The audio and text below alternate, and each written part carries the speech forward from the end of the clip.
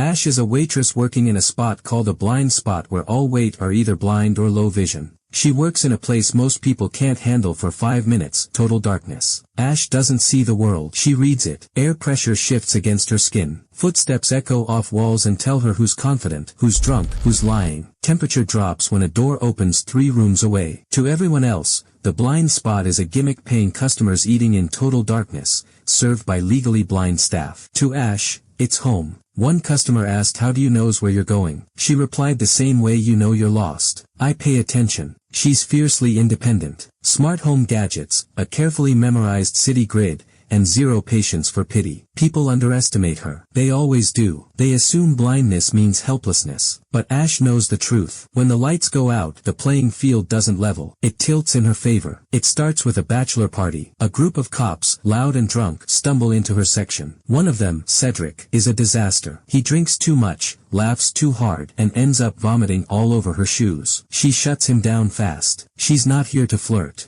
She's here to work. She forgot her keys. The restaurant is closed. The streets are quiet. Too quiet. Ash discovers the back door already ajar. Surprised, she slips through the opening. Her foot catches something. Soft, heavy, unmoving. She drops to her knees. Her hands find a face. Cold, still. Andre, her coworker, her friend. And that's when she hears it. The killer is still in the room. Cleaning, wiping. Pop pop, knuckles cracking. Hospital-grade cleaner hissing on tile.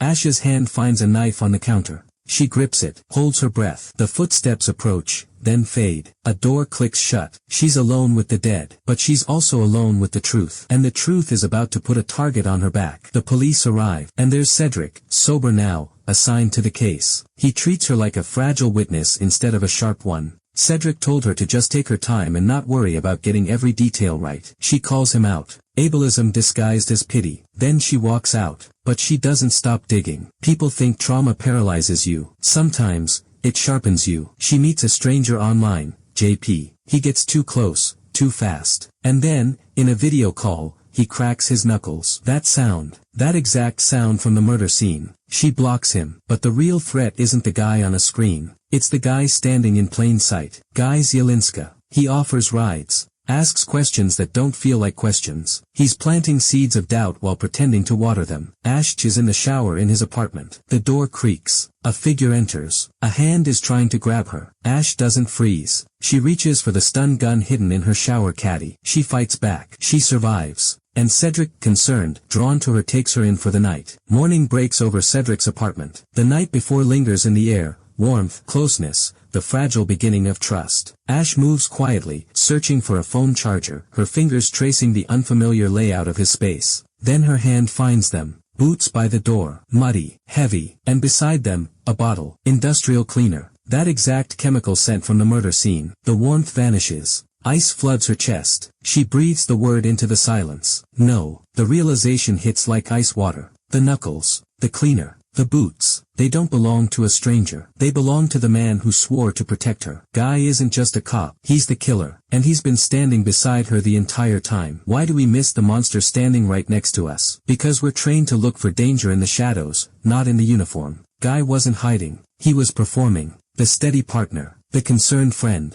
The reliable cop. That's how predators operate. They don't break rules. They wear them. The motive isn't some grand conspiracy. It's painfully ordinary. Jealousy. A love triangle gone sour. Andre was dating the same woman Guy wanted. One moment of rage, one cover-up, and suddenly, a man who cracks jokes at bachelor parties is wiping blood off tile. But here's what nobody realizes. Obsession doesn't make you clever. It makes you sloppy. Guy thought he was erasing evidence. He was actually leaving a trail of sensory breadcrumbs. And Ash was the only one trained to follow them. Ash's blindness becomes the ultimate metaphor for human perception. We rely so heavily on sight that we forget how to listen. We trust faces over frequencies. We believe what we're told instead of what we feel. But Ash, she never learned to trust her eyes. She learned to trust everything else. She doesn't call the police. She knows Guy is the police. She calls him instead, tells him to meet her at the restaurant, sets the stage. Guy steps into the blind spot with the swagger of a hunter who believes he's closing in on prey. His gun sits hidden beneath his jacket, but his confidence is the real weapon. He calls out her name, tells her she shouldn't be here alone. Ash's voice cuts through the darkness, calm and certain. She's not alone. He's here. Then the lights die. Total darkness. The click of the switch is the last thing he hears before his world collapses into black. Guy panics. He's a sighted man suddenly stranded in a world he cannot control, his eyes useless, his balance betraying him. He demands she turn the lights back on, his voice cracking at the edges. Ash moves through the space like water, every step deliberate, every turn memorized. She tells him the truth he never understood. He wanted the dark, and she's simply giving him what he wanted. His heavy breathing fills the silence, shoes scraping against tile as he stumbles. A chair scrapes across the floor, shifted by Ash's knowing hand. He swings at nothing, crashes into a table, curses into the void. He tells her to stop playing games. She answers with chilling clarity, she's not playing. The power dynamic flips in 3 seconds flat. Guy draws his weapon, the metallic click echoing through the blackness, but Ash doesn't flinch. She uses the environment she knows by heart, a chair, a counter, the sound of his own panic feeding her precision. The struggle is brutal, short, visceral. She disarms him not with strength but with absolute mastery of the space. She doesn't fight like a victim. She fights like someone who's been underestimated her entire life. A single gunshot rings out, not from his weapon, but from hers. Silence follows, heavy and final. Sirens wail in the distance. Cedric bursts through the doors, flashlights cutting through the dark. Guy lies motionless on the floor. Ash stands above him, shaking but alive, the gun still warm in her hand. The investigation wraps in the days that follow. Guy's crimes unravel completely. The love triangle, the cover-up, the arrogance of a man who believed darkness would hide his sins forever. Ash doesn't get a fairy tale ending. Trauma doesn't vanish with a handshake or a verdict. But she gets something better. Control.